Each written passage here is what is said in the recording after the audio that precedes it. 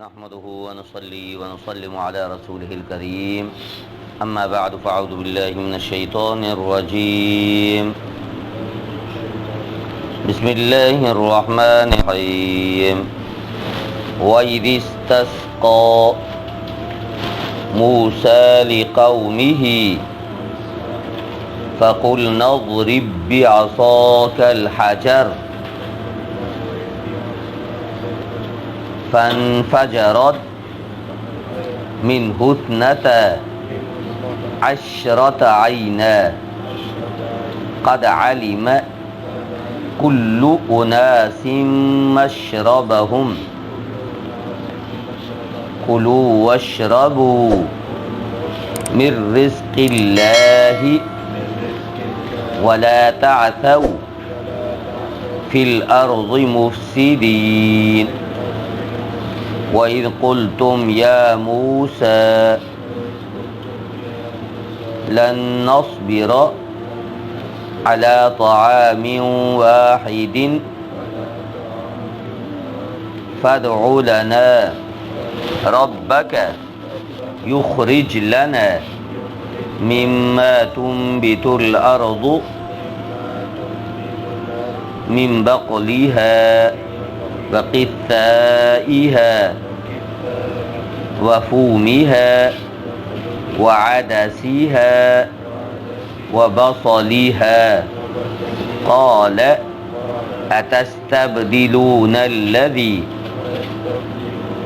هو أدنى بالذي هو خير اهبطوا مصرا فَإِنَّ لَكُمْ مَا سَأَلْتُمْ وَضُرِبَتْ عَلَيْهِمُ الذِّلَّةُ وَالْمَسْكَنَةُ وَبَاءُوا بِغَضَبٍ مِّنَ اللَّهِ ذَلِكَ بِأَنَّهُمْ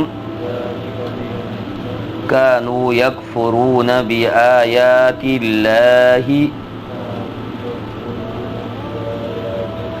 ويقتلون النبيين بغير الحق ذلك بما عصوا وكانوا يعتدون صدق الله العظيم. آیت نمبر 59 سے 7واں رکوع. پہلی آیت کا ترجمہ ہے: جب موسیٰ علیہ السلام نے اپنی قوم کے لیے اللہ سے پانی مانگا تو اللہ رب العزت نے فرمایا کہ ہم نے کہا اضرب بعصاک الحجر، اپنی لاٹھی پتھر پہ ماریے. فانفجرت، تو پھوٹ پڑے اس سے 12 چشمے.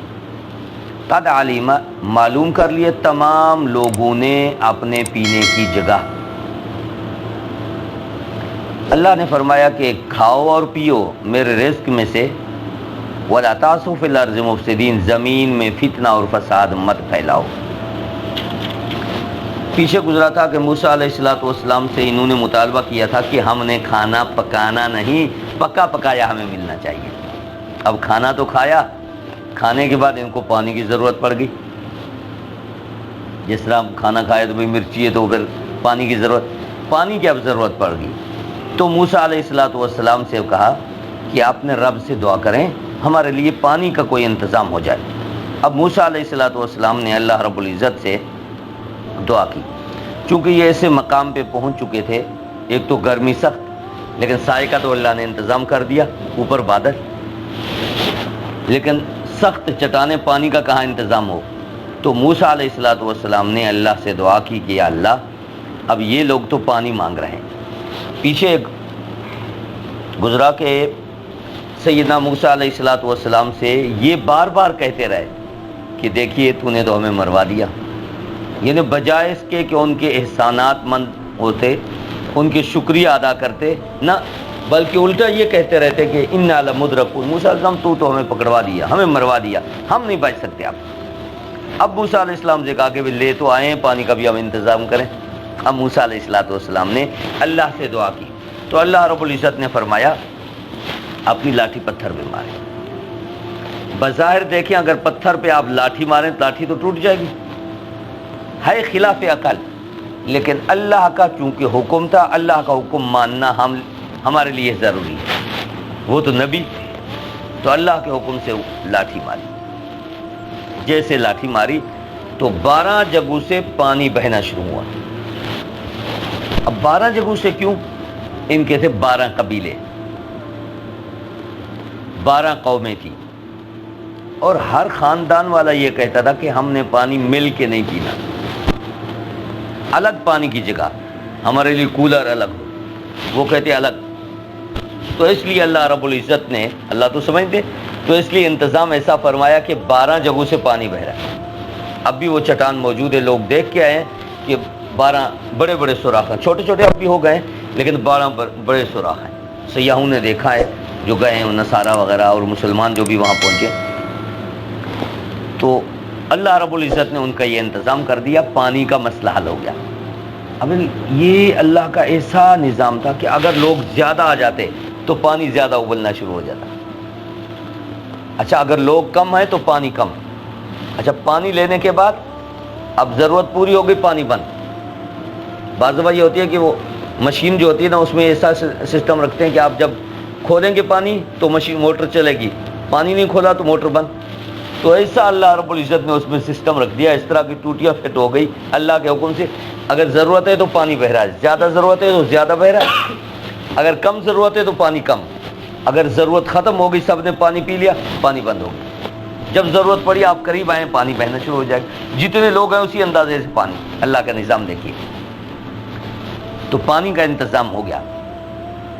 فن فجرت من حسنتن، تو 12 چشمے، چونکہ 12 قبیلے تھے، 12 خاندان تھے۔ اب بھی ہمارے ہاں بھی دیکھا دیکھی میں نصارہ کی جو طریقہ کار ہے وہ بھی رائج ہے۔ اگر 10 بندے کھانے پہ بیٹھے نا تو ہر ایک کا کہتے ہیں گلاس الگ ہونا چاہیے۔ حالانکہ صحابہ کرام میں آپ صلی اللہ علیہ وسلم کی جو سنت عمل ہے، اگر لوگ 10-15 مل کے کھانا کھا رہے ہیں تو ایک برتن بڑے میں پانی پڑا ہو، ایک کٹورا پڑا ہو جس میں ڈال کے پیتے رہیں۔ اگر 5-6 ہیں تو ایک کٹورے میں پانی بھر دیں، سارے پیتے رہیں باری باری۔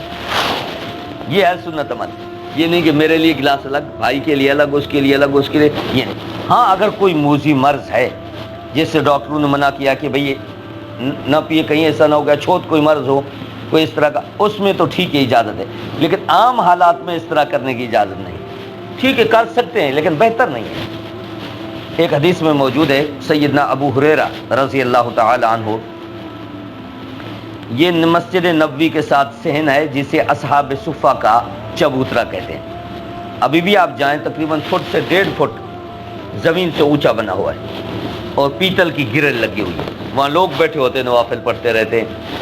یہ وہ جگہ تھی جہاں صحابہ اکرام وہاں بیٹھتے تھے۔ اللہ ہم سب کو لے جائے، آمین کہیں، اللہ ہم سب کو لے جائے۔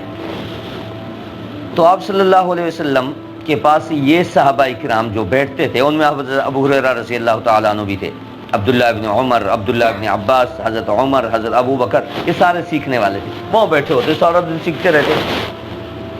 سیدنا ابو ہریرہ رضی اللہ تعالیٰ عنہ فرماتے، ایک دن بھوک کی وجہ سے میری یہ حالت ہوگی، بے ہوش ہو کے گر پڑا۔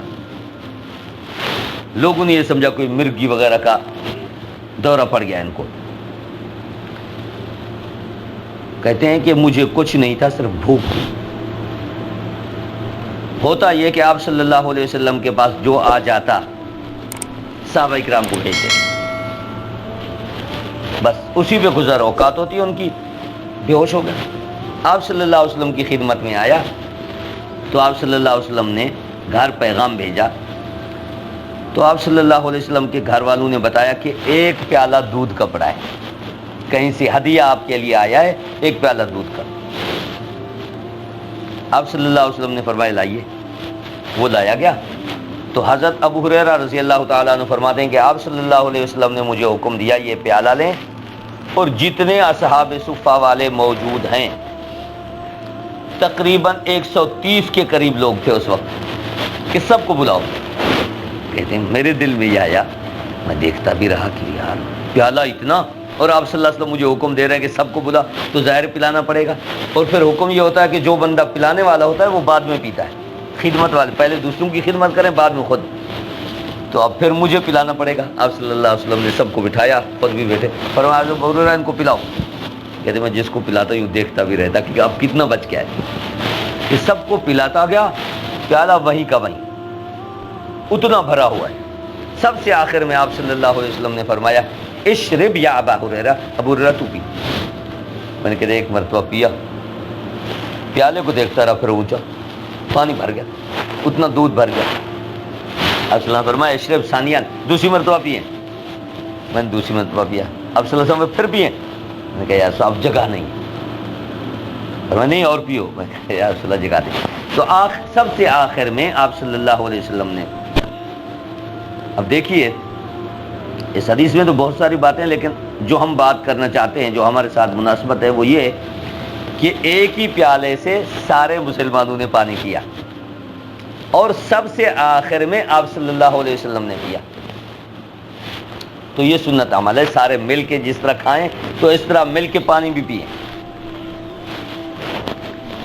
اور دوسرا یہ کہ اللہ کے حکم ماننے میں, اللہ کے پیغمبر کے حکم ماننے میں کامیابی آدمی کی. یہ نہیں سوچنا چاہیے کہ کیوں, آخر کیوں یہ حکم دیا گیا, کیوں نہیں کہنا. اب دیکھیے حضرت موسیٰ علیہ السلام کو اللہ نے حکم دیا کہ لاٹھی مارے پتھر پہ, تو کہے گا یا اللہ میں نے تو پانی مانگا, آپ لاٹھی بھی توڑوا رہے ہیں. یہ نہیں, بس جو اللہ کا حکم ہے ہم پورا کرنے والے بنے. تو ہم اپنے اندر یہ صفت پیدا کریں کہ جب بھی اللہ کا حکم جس طرح آ جائے ہم اس کو ویسے پورا کرنے والے بنیں. تو اللہ فرماتے ہیں کہ تمام لوگوں نے اپنے پینے کی جگہ دیکھ لی, ہاں بھائی اس سے یہ خاندان پی رہا ہے, اس سے یہ, اس سے وہ, سارے لوگ پینے لگے. تو اللہ نے یہ حکم دیا کلو وشربو, کھائیں اور پئیں, کھاؤ پیو, من رزق اللہ, اللہ کے رزق میں سے جو میں نے رزق دیا ہے. کھانا جنت سے آ رہا ہے, یہ پانی یہ بھی اللہ کی نعمت. یہ کھانا کھائیں, پانی پئیں, لیکن فساد نہ کریں. تو کریں کیا, کھانا کھانے کے بعد, پانی پینے کے بعد میری نعمت کا شکر ادا کریں. جو نعمت میری استعمال کریں شکر ادا کریں. معصیت و نافرمانی کا ارتکاب نہ کریں. کیوں, جس کا کھایا جائے اس کا شکر ادا کیا جائے. جب اللہ کا کھائیں, اللہ کا پئیں تو اللہ کا شکر ادا کریں. اس لیے اللہ نے فرمایا کھائیں پئیں اور شکر ادا کریں. اور اسلام روکھا مذہب نہیں کہ روک دے بھائی یہ نہیں کھانا, یہ نہیں کھانا, یہ نہیں. کلو, کھاؤ. صرف اتنا فرمایا کہ حلال ہو, اسراف نہ کرو. جو کھانا ہے آپ کھا سکتے ہیں. یہ نہیں کہ بھی دال کھانی ہے اور نہیں کھا سکتے, ہاں یہ آلو کھائیں اور کوئی چیز نہیں کھائیں. کلو, جو بھی چیزیں حلال ہیں تمہارے لیے, من طیبات ما رزقناکم, پیچھے گزرا, حلال چیزیں ساری استعمال کر سکتے ہیں, اسراف نہ کریں. لیکن کھانے کے بعد دو کام کریں, وشکرو, شکر کریں, وعبدو, اللہ کی عبادت کریں. دو کام کرنے ہم. تو اس لیے جتنا بھی ہمیں اللہ رب العزت رزق عطا فرمائے ان کو استعمال کریں, اور استعمال کرنے کے بعد اللہ کا شکر ادا کریں. اس سے جو توانائی پیدا ہو, قوت پیدا ہو, اس قوت کو ہم عبادت پہ خرچ کریں. تو دو کام کرنے ہیں, وشکرو شکر, وعبدو عبادت. تو آگے اللہ نے فرمایا ولا تعثوا فی الارض مفسدین, زمین میں فساد نہیں پھیلانا. ایسا نہ ہو کہ میرا کھا کر کے زمین میں, ملک میں فتنہ فساد قائم کریں, یوں نہیں کرنا بھائی. وَإِذْ قُلْتُمْ يَا مُوسَىٰ لَن نَّصْبِرَ, اب پانی پیا, ذرا کچھ آگے چلے. اب موسیٰ علیہ السلام سے ایک مطالبہ کیا, لیکن جو بولے وہ سارے گستاخی پہ مبنی ہیں. ہم دیکھیے امی ابو سے بات کریں گے تو امی کا نام نہیں لیں گے, ابو کا نام نہیں لیں گے. حضرت موسیٰ علیہ السلام, نبی کے لیے بھی یہ حکم ہے کہ نبی کا نام نہ لیں. بات کریں اے میرے نبی, اے میرے پیغمبر, اے میرے رسول, یا رسول اللہ کہیں, یا نبی اللہ کہیں, ہاں, نام نہ لیں. یہاں سب سے پہلی گستاخی یہ کی وَإِذْ قُلْتُمْ يَا مُوسَىٰ, اے موسیٰ. موسیٰ علیہ السلام کا نام لیا, یہ پیغمبر کی گستاخی. حالانکہ القاب کے ساتھ پیغمبر کو پکارا جاتا ہے, نام کے ساتھ نہیں.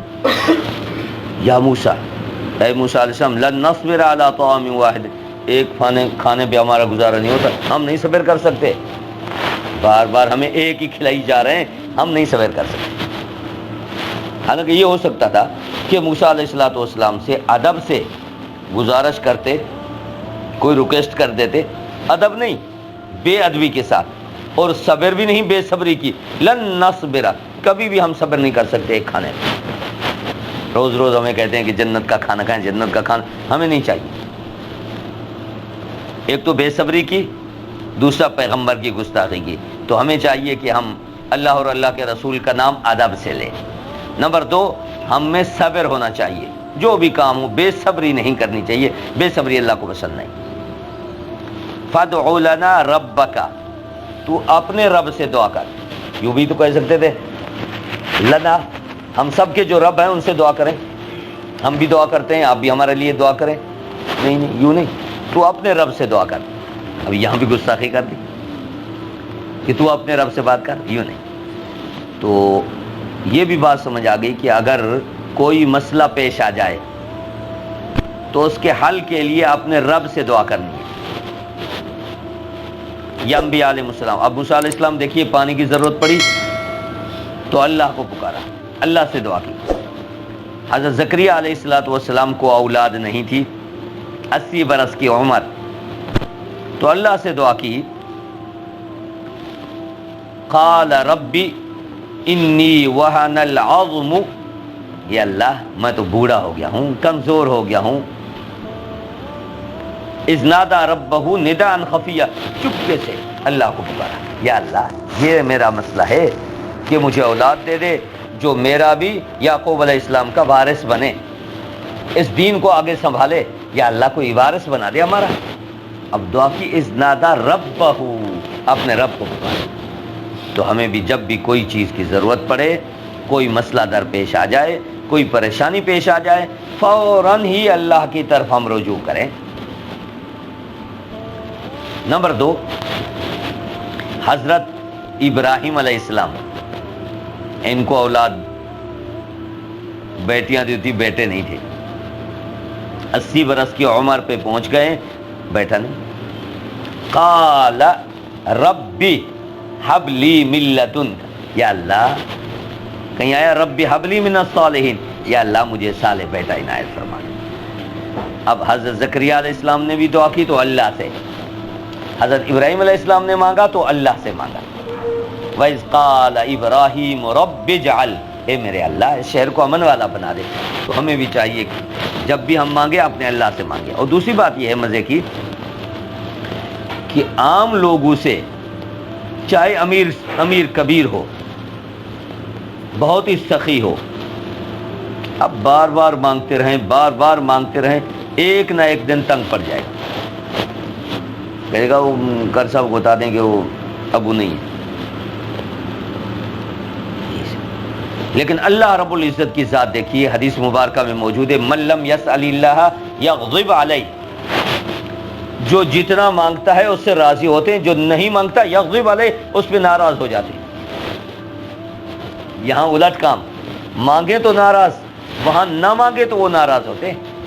اور جتنا بندہ اللہ سے تعلق جوڑے، اللہ سے مانگتا رہے، اللہ اتنے خوش ہوتے ہیں۔ تو اس لیے بھائی قرآن سے ہمیں یہ سبق ملا کہ جب بھی ہمیں ضرورت پڑے، کوئی مسئلہ درپیش آ جائے، فوراً ہی اپنے رب کے سامنے رکھیں۔ کیوں؟ وَلِلَّهِ خَزَائِنُ السَّمَاوَاتِ وَالْأَرْضِ، سب خزانوں کا مالک تو اللہ ہی ہے بھائی۔ ہاں، لوگوں کے دل بھی اللہ کے قبضہ قدرت میں، اللہ سے مانگے، اللہ سارے کام آسان فرما دیں گے۔ تو اس لیے بھائی اللہ رب العزت سے دعا کی، تو انہوں نے کہا کہ اپنے رب سے دعا کریں، ایک کھانے میں ہم صبر نہیں کر سکتے۔ اچھا بھائی کیا چاہیے؟ ہمیں ساگ چاہیے، سبزی چاہیے، لہسن اور پیاز چاہیے، اور دال چاہیے، ہمیں یہ گوشت نہیں چاہیے، جنت والا جو بار بار ہمیں بٹیر کھلا رہے ہیں یہ ہمیں نہیں چاہیے۔ اللہ ہم یوں کہہ سکتے تھے کہ ذرا کوئی بدلوا دیں، کبھی کسی وقت سبزی ہو، کسی وقت کیا، نہیں، فوراً ہی کہہ دیا ہمیں تیرا یہ کھانا نہیں چاہیے، ہمیں تو یہ دال چاہیے، دال مسور کی چاہیے، پیاز چاہیے۔ حالانکہ یہ ایسی چیزیں مانگی، پیاز اور لہسن کے بارے میں حکم ہے کہ اگر کچا آپ نے کھایا، منہ سے سمیل آ رہی ہے، بدبو ہے، تو مسجد میں جانے کی اجازت بھی نہیں ہے۔ فرمایا جس سے لوگوں کو تکلیف ہوتی ہے اس سے فرشتوں کو بھی تکلیف ہوتی ہے. مسجد تو فرشتوں کا مرکز ہے بھائی، وہاں رحمت والے فرشتے رہتے، تو اس نے فرمایا کہ یہ کھا کر کے مسجد بھی نہ آئے. انہوں نے وہی چیزیں مانگی کہ اللہ سے مانگے ہمیں یہ جو زمین اگاتی ہے وہی چیزیں ہمیں چاہیے.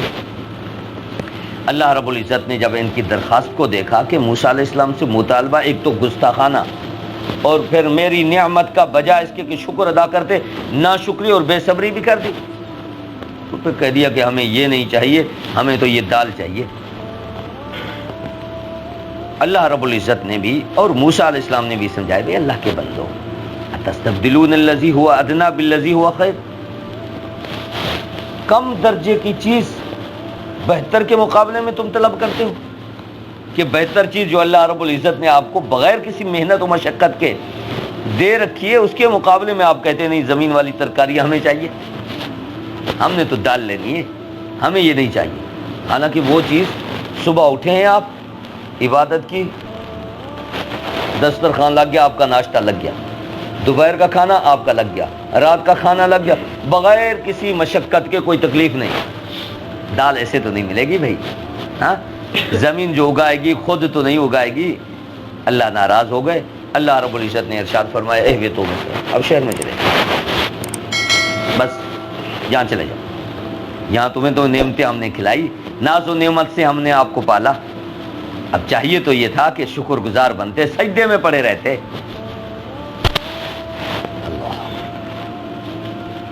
یہ اللہ رب العزت کا بہت ہی کرم ہے کہ اللہ رب العزت نے ہمیں عمر تو کم دی لیکن اعمال ایسے دیے کہ بڑی بڑی عمر کے لوگوں سے بھی ہم آگے نکل سکتے ہیں.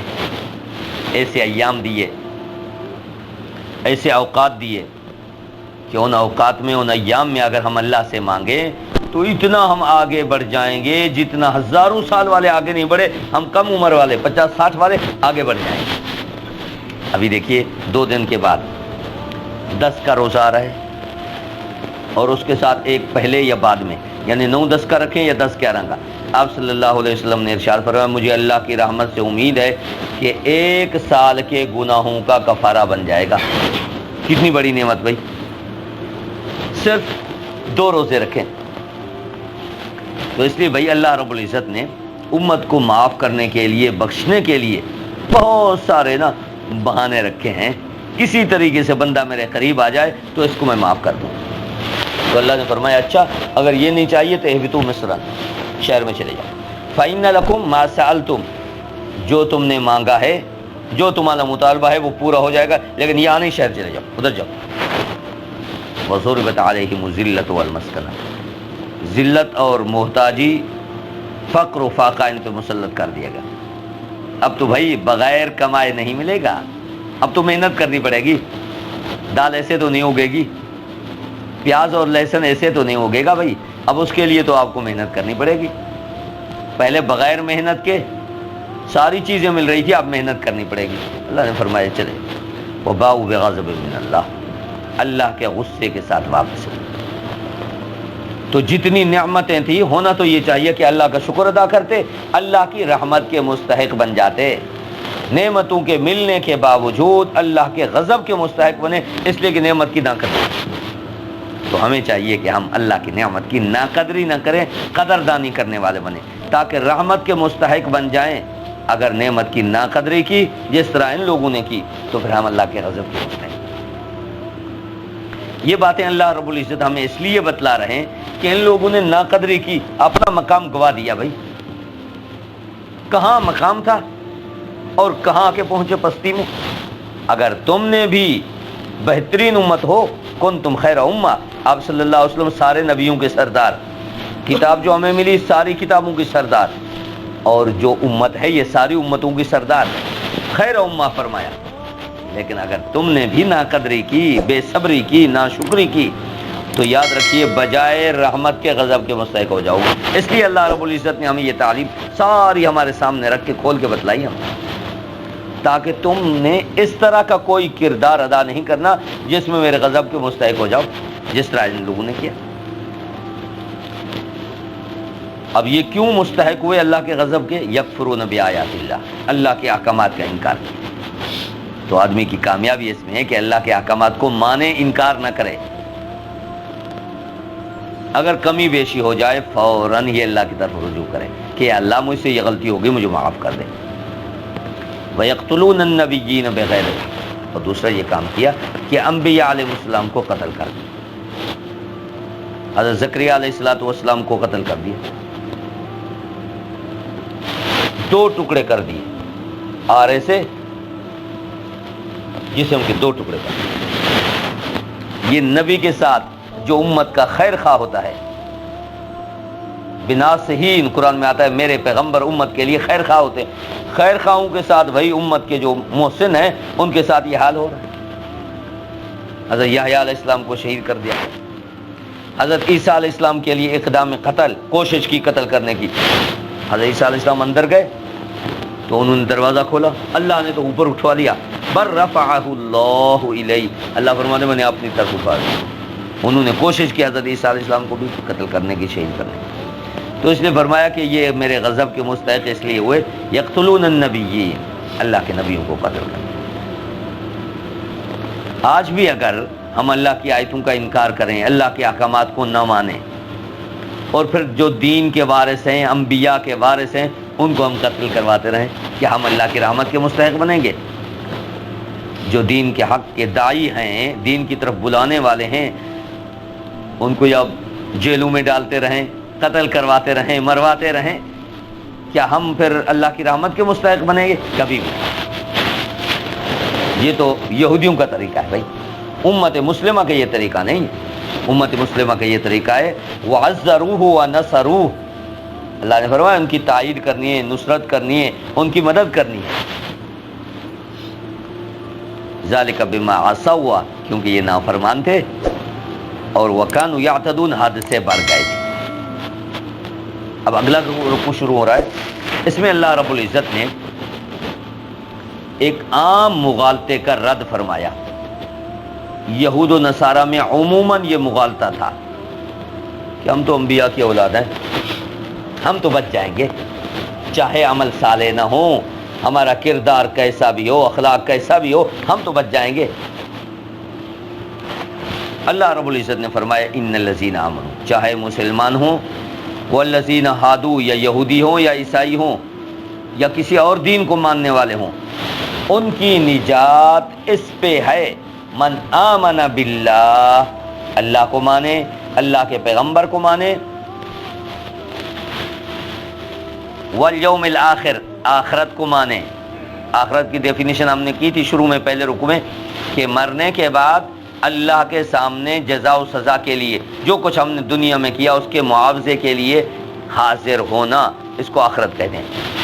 وعامل صالحا، اچھے عمل کرے، فلہم اجرہم، ان کو ثواب ملے گا، اللہ کے ہاں اجر ملے گا، ولا خوف علیہم، نہ ان پہ خوف ہوگا نہ کوئی غم ہوگا۔ اگر ایمان اعمال صالحہ نہیں، صرف امیدیں اور آرزو ہیں، تو اللہ نے فرمایا تلک امانیہم، تلک امانیہم، یہ تو ان کے وقالوا لن تمسنا النار الا ایاما معدودہ، ہم جہنم میں تھوڑے سے دن رہیں گے، پھر ہمیشہ ہمیشہ ہم جنت میں رہیں گے، جنت تو ہماری اپنی ہے، ہمارے لیے ہے اور کوئی نہیں جائے گا۔ اللہ نے فرمایا تلک امانیہم، یہ تو ان کی خواہشات ہیں، آرزو ہیں۔ قل ہاتوا برہانکم ان کنتم صادقین، اگر سچے ہو اپنے دعویٰ میں کر کے دکھلاؤ، یا اللہ کے ساتھ کوئی ایگری ہوا ہے تو وہ دکھائیے۔ ہاں، اللہ کے ہاں نجات کے لیے ضروری ہے ایمان اور اعمال صالحہ، اگر ایمان اعمال صالحہ نہیں تو نجات نہیں ہو سکتی۔ اب دیکھیے آپ صلی اللہ علیہ وسلم کے چچا، خوب آپ صلی اللہ علیہ وسلم کی نصرت کی، ابو طالب خوب نصرت کی، دفاع کیا، ایمان قبول نہیں کیا۔ آپ صلی اللہ علیہ وسلم نے آخری وقت میں یہ فرمایا چچا جان ذرا آہستہ سے میرے کان میں کلمہ پڑھ لیں تاکہ روز قیامت میں آپ کی شفاعت کر سکوں۔ تو کیا کہا؟ اخترت النار علی العار، مجھے جہنم کی آگ تو قبول ہے، لوگوں کی طرف سے یہ معیار قبول نہیں کہ کہتے رہیں گے ارے اتنا بزدل جہنم کی آگ سے ڈر گیا، بھتیجے کے دین کو قبول کر لیا، مجھے یہ گوارا نہیں۔ تو آپ صلی اللہ علیہ وسلم نے ارشاد فرمایا، بخاری شریف میں حدیث ہے، روز قیامت اللہ رب العزت سب سے کم اسے عذاب دیں گے۔ وہ کیا ہوگا کہ پاؤں میں جہنم کے جوتے پہنائے جائیں گے، دماغ اس طرح ابلے گا جس طرح ہنڈیا ابلتی ہے، اور وہ کہیں گے کہ سب سے زیادہ عذاب مجھے ہو رہا ہے، حالانکہ سب سے کم ترین عذاب اسے ہو رہا ہے۔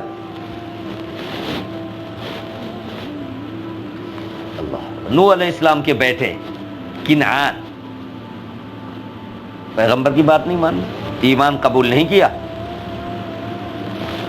حضرت نوح علیہ السلام کا طوفان آیا، کشتی میں سوار نہیں ہوئے۔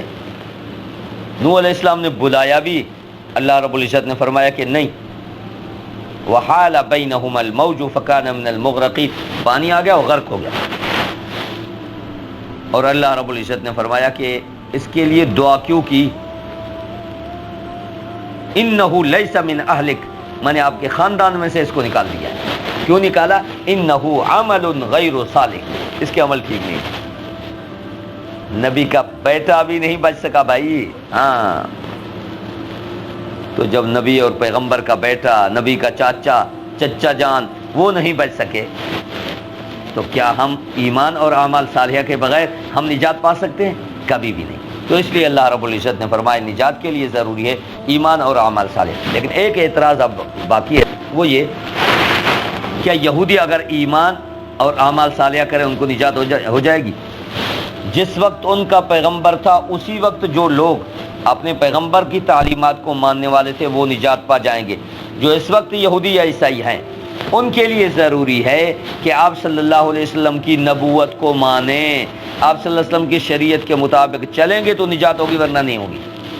بخاری شریف کی حدیث ہے، آپ صلی اللہ علیہ وسلم نے ارشاد فرمایا جو آدمی چاہے مسلمان ہو، یہودی ہو، عیسائی ہو، جس کو بھی میری دعوت پہنچی اگر مجھ پہ ایمان لایا تو نجات پائے گا، ورنہ نہیں بچ سکتا۔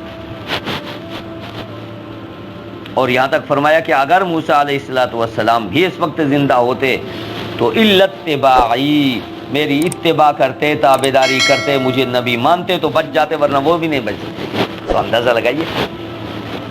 اور قرآن پاک میں تیسرے پارے کی آخری آیت، وَمَن يَبْتَغِ غَيْرَ الْإِسْلَامِ، جو آدمی اسلام کے علاوہ کوئی اور مذہب تلاش کرے، کہ یہودی رہوں، عیسائی رہوں، صابی رہوں، کچھ بھی رہوں، غیر الاسلام فَلَن يُقْبَلَ مِنْهُ، پھر اسے قبول نہیں کروں گا میں، وَهُوَ فِي الْآخِرَةِ مِنَ الْخَاسِرِينَ، آخرت میں خسارے والوں، نقصان والوں میں سے ہوگا۔ تو اس لیے بات سمجھ آ گئی۔ اب ایمان وہی قبول ہوئے جو آپ صلی اللہ علیہ وسلم کی ختم نبوت کو مانے، اللہ کو وحدہ لا شریک، حضور صلی اللہ علیہ وسلم کو مانے، کہے اللہ کو مانتا ہوں، حضور صلی اللہ علیہ وسلم کو نہیں مانتا، عیسیٰ علیہ السلام کو مانتا ہوں، موسیٰ علیہ السلام کو، نجات نہیں ہو سکتی۔ تو اس لیے ایمان اعمال صالحہ کے لیے ضروری ہے کہ ایمان اللہ پہ بھی، حضور صلی اللہ علیہ وسلم پہ بھی ایمان ہو۔ تو فرمایا پھر ان کو کوئی خطرہ نہیں ہوگا۔ آگے فرمایا وَإِذْ أَخَذْنَا مِيثَاقَكُمْ، جب ہم نے تم سے وعدہ لیا، طور کو اٹھایا۔ پیچھے گزرا تھا کہ موسیٰ علیہ السلام کو انہوں نے کہا کہ ہم نہیں مانیں گے جب اللہ کو سامنے نہ دیکھیں۔ اللہ نے کہا پہاڑوں پر آ گیا، ان کا ہم مانتے ہیں۔ خُذُوا مَا آتَيْنَاكُمْ، ہم نے کہا کہ اس کو مضبوطی سے تھام لو، یہ کہ پکڑ کے رکھ لو تورات کو، مضبوطی سے تھام لو۔ کیا مطلب؟ وَاذْكُرُوا مَا فِيهِ، یاد کرو، عمل کرو جو اس میں ہے۔ یہ مضبوطی کا یہ مطلب نہیں کہ اس پہ غلاف لگا کے اپنے گھروں میں ڈیکوریشن پیس بنا کے رکھیں، نہ، وَاذْكُرُوا مَا فِيهِ، جو اس کے اندر ہے، اعملوا مَا فِيهِ، جو اس کی تعلیمات ہے اس پہ عمل کرنے والے بنے، لعلکم تتقون، تاکہ تم متقی بنو۔ تو معلوم ہوا کہ آسمانی کتاب قرآن مجید اور آپ صلی اللہ علیہ وسلم کے فرامین جو قرآن کی تشریح ہے، اگر ان پہ ہم عمل کریں گے، لعلکم تتقون، انشاءاللہ ہم متقی بن جائیں گے، جہنم سے بچ جائیں گے۔ تو جہنم سے بچاؤ کے لیے ان دو تعلیمات کے علاوہ کوئی تعلیم نہیں، یا قرآن کے مطابق اور پیغمبر صلی اللہ علیہ وسلم کی شریعت کے مطابق جو آپ صلی اللہ علیہ وسلم دین لائے، قرآن و حدیث کے علاوہ اگر ہم زندگی گزاریں گے تو متقی نہیں بن سکتے، جہنم سے نہیں بچ سکتے۔ تو اس لیے ہمیں چاہیے کہ ہم قرآن کو اپنے ساتھ لگائیں، قرآنی تعلیمات کو اپنے ساتھ لگائیں، قرآنی تعلیمات کے مطابق زندگی گزاریں۔ دوسرے آپ صلی اللہ علیہ وسلم کے جو فرامین ہیں، اقوال ہیں، افعال ہیں، آپ صلی اللہ علیہ وسلم نے اقوال یعنی جو باتیں بتائی، افعال جو آپ صلی اللہ علیہ وسلم نے کر کے دکھائے پریکٹیکلی، ان سب پہ ہم عمل کرنے والے بنے تو متقی بن سکتے ہیں، جہنم سے بچ سکتے ہیں، ورنہ نہیں۔ آگے فرمائے ثم تولیتم من بعد ذلک، وہاں تو آپ نے وعدہ کیا، ایگریمنٹ کر کے آئے یا اللہ مانتے ہیں ہم، ٹھیک ہے عمل کریں گے، ثم تولیتم من بعد ذلک، اس کے بعد سارے پھر گئے۔ اللہ فرماتے ہیں اگر میرا فضل نہ ہوتا، میری رحمت نہ ہوتی تو ہم یقیناً خسارے میں ہوتے۔ تو یقینی بات ہے اللہ کی رحمت و فضل کے علاوہ ہم خسارے ہی خسارے میں ہیں۔ اگر اللہ کی رحمت ہوگی، اللہ کی فضل و مہربانی ہوگی تو ہم خسارے سے بچ سکتے ہیں، ورنہ ہم نقصان میں ہیں۔ آگے ایک واقعہ بتایا، وَلَقَدْ عَلِمْتُمُ الَّذِينَ اعْتَدَوْا، تم جانتے ہو ان لوگوں کو جنہوں نے ہفتے کے دن میں زیادتی کی۔ حکم یہ تھا کہ ہفتے کا دن آپ نے سارے کام کاج چھوڑ کے عبادت کے لیے اس کو مخصوص کرنا ہے، اس دن کو، اور دنیا کا کوئی کام نہیں کرنا۔ ان میں سے ایک کام یہ تھا کہ مچھلی یہ پکڑتے تھے، دریا کے کنارے پہ رہتے، مچھلی کا شکار کرتے، تو اللہ نے کہہ دیا کہ اس دن یہ کام نہیں کرنا۔ اب صرف مچھلی کا یہاں ذکر ہے، مطلب یہ ہے کہ کوئی کام ایسا جو عبادت کے علاوہ ہو آپ کو کرنے کی اجازت نہیں، بس اپنا یہ آپ ہفتے کا دن، سیٹرڈے کا دن سارا عبادت میں گزارنا ہے آپ نے۔ ان کا اچھا بھائی ایسے کرتے ہیں، گڑھے کھود لیے، مچھلیاں ادھر سے ادھر آ جائیں گی، یہ بھر جائے گا، آج نہیں پکڑیں گے، پکڑیں گے کل، یہ ایک ہیلا بنایا۔ تو اللہ رب العزت کے حکم کی خلاف ورزی ہو گئی۔ اللہ نے تو کہا اب جو میں نے کہا ہے ویسے کریں۔ اب پھر ہوا کیا؟ فَقُلْنَا لَهُمْ كُونُوا قِرَدَةً خَاسِئِينَ، ہم نے کہا ان کو بندر ذلیل بن جاؤ، بندر بن گئے، مونکی، سارے بندر، پھر روتے رہتے، چیخیں مارتے، 3 دن کے بعد سارے مر گئے۔ کیوں؟ اللہ کے حکم کی نافرمانی۔ تو اس لیے بھائی ہمیں چاہیے کہ اللہ کا حکم ہم پورا کرنے والے بنیں، اللہ کے حکم کی خلاف ورزی ہم نہ کریں۔ آگے ایک لمبا ایک واقعہ آ رہا ہے، گائے والا واقعہ، جو قرآن کی یہ سورت تھی بقرہ کا بھی واقعہ آ رہا ہے، اس کو تفصیل سے انشاءاللہ اگلے ہفتے دیکھیں گے۔ تو اس لیے ہمیں چاہیے کہ ایک تو اللہ کی نعمتیں استعمال کر کے صبر کریں، بے صبری نہ، شکر کریں، اللہ کی عبادت کریں، اور دوسرے ایمان اور اعمال صالحہ کریں۔ آسمانی کتاب حضور صلی اللہ علیہ وسلم کے فرامین کے مطابق ہم زندگی گزاریں تو متقی بنیں گے، جہنم سے بچ جائیں گے، ادروائز جہنم سے بچنے کے لیے ہمارے پاس کوئی اور چیز نہیں۔ تو انشاءاللہ ہم اس طرح کریں گے، سارے شکر بھی کریں گے، اللہ کی عبادت بھی کریں گے، اور ناشکری سے اپنے آپ کو بے صبری سے بچائیں گے انشاءاللہ۔ اللہ رب العزت ہم سب کو عمل کی توفیق نصیب فرمائے، سننے سنانے کو اللہ رب العزت مقبول و منظور فرما کر کے ہم سب کے لیے ذریعہ نجات کا بنائے۔ وما علینا الا البلاغ۔ الحمدللہ۔